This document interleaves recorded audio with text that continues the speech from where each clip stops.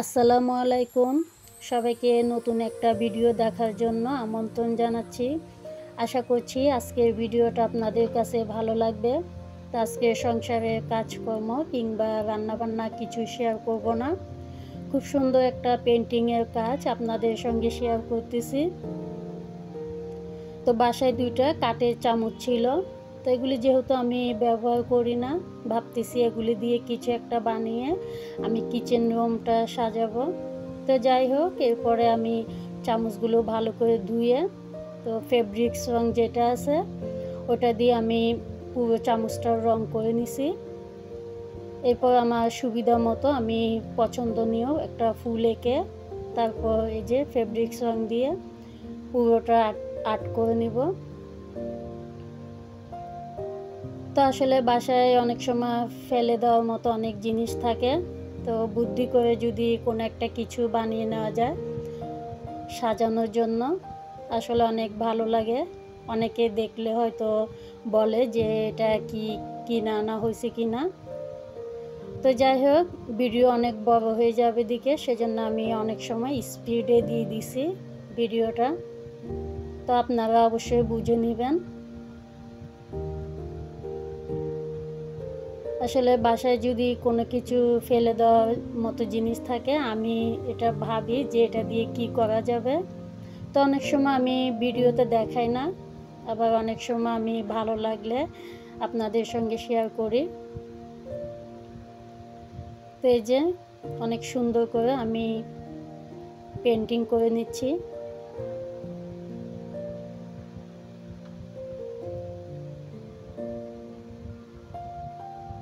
ভিডিওর এই পর্যায়ে এসে আপনাদের কাছে একটা লাইক চেয়ে নিচ্ছি। প্লিজ আমার ভিডিওতে একটা লাইক দিয়ে দিবেন, আর ভালো লাগলে অবশ্যই সাবস্ক্রাইব করে আমার পাশে থেকে যেতে পারেন। আশা করছি আমার পুরো ভিডিওটা আপনারা কন্টিনিউ করবেন।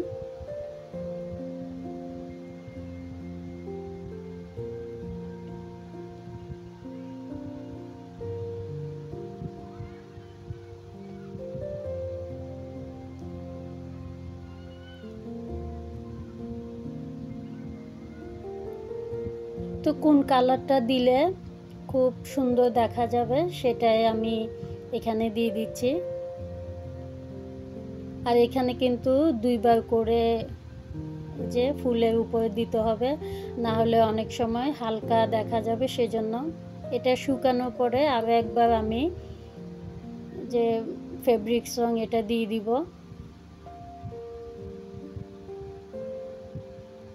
আর এই কাঠের চামচগুলো কিন্তু আমি ব্যবহার করি না, অনেক দিন যেহেতু হয়ে গেছে আর বাসায় কিন্তু অনেক আছে, সেজন্য। তো এগুলি ফেলে রাখছিলাম আমি বাসায় এতদিন।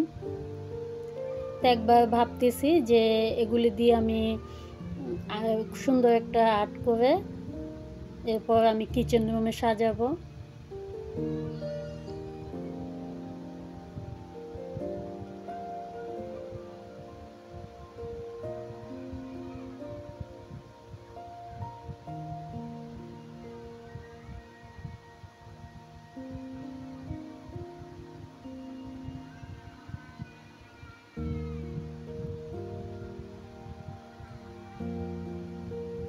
তো যাই হোক, অনেকটাই কাজ এগিয়ে আসছে।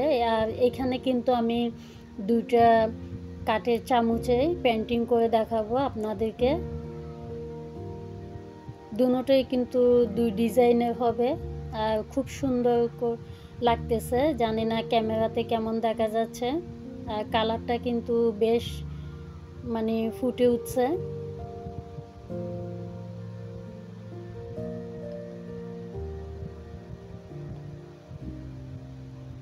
তো যাই হোক, এটা শেষ করে এবার অন্য আরেকটা দেখাবো। তো 2টাই কিন্তু একসঙ্গে আপনাদেরকে ভিডিও করে দেখাবো আমি। আর এখানে হচ্ছে কুকিজ যেটা বলে ওইটা আমি এঁকে নিছি আগে কলম দিয়ে। তারপরে এই যে লাল ফেব্রিক্স যেটা ওইটা দিয়ে যেখানে পুরোটা আমি ঢেকে দিব কুকিজটা ডিজাইনটা। আর যে টিয়া কালার রংটাও আমি কিন্তু এর আগে বেগুনি কালার দিছিলাম কাঠের চামচটাতে। দেখতেছি যে এটা একটা তেমন ভালো ফুটতেছে না বেগুনি কালার, এটা তারপর আমি টিয়া কালারটা দিয়ে আবার পুরো চামচটা কালার করে নিছি।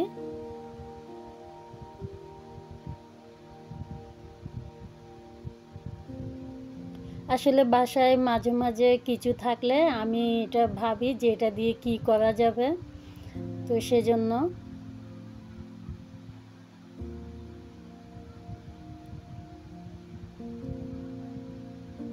আর আমি কিন্তু ভিডিওটা অনেক স্পিডে দিয়ে দিছি, যেহেতু ভিডিও অনেক বড় হয়ে যাবে সেজন্য।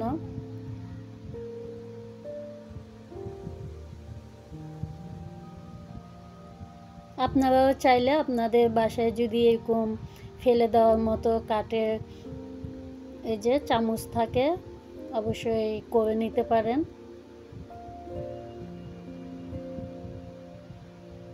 আর এগুলি যেহেতু কাঠের চামচগুলো যে যেখানে লাগাবো আমি, ওইটা কিন্তু যে ছিদ্রটা ওইটা ছিল না, তো ভাবতেছি আমি যদি এটা কোনো কিছু দিয়ে ছিদ্রটা করি, অবশ্যই কাঠ যেহেতু ফেটে যেতে পারে, তো কিভাবে আমি ওয়ালে লাগাবো সেটাও আপনাদের সঙ্গে শেয়ার করব। কথা বলতে বলতে প্রায় কাজ শেষ হয়ে আসছে।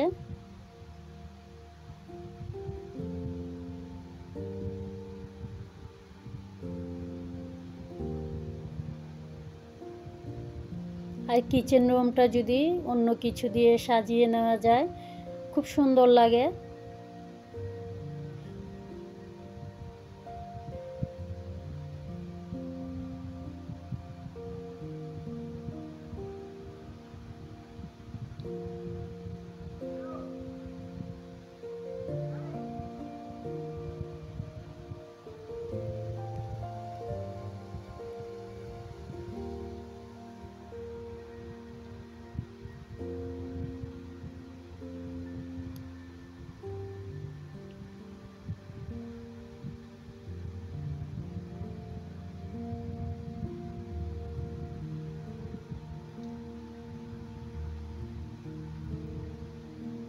তো এই যে আমার পুরোটা শেষ, দোনোটা কাঠের চামচ ডিজাইন দেওয়া। তো কেমন হলো অবশ্যই কমেন্ট করে জানাবেন। আর পেন্টিংগুলো কেমন হয়েছে, এই যে যতটুকু পেরেছি আমি সেটাই আর্ট করে নিলাম। আর এদিকে একটা সুন্দর একটা লেস লাগিয়ে দিছি, যেহেতু রান্নাঘরে পুরো ওয়াল শো টাইলস ছিল, তো ওখানে কোনো লাগানোর সিস্টেম নাই, আর রান্নাঘরের পাশেই আমি লাগিয়ে দিছি। এই যে তা আপনাদেরকে খুব কাছ থেকে আমি দেখাচ্ছি ভিডিও করে।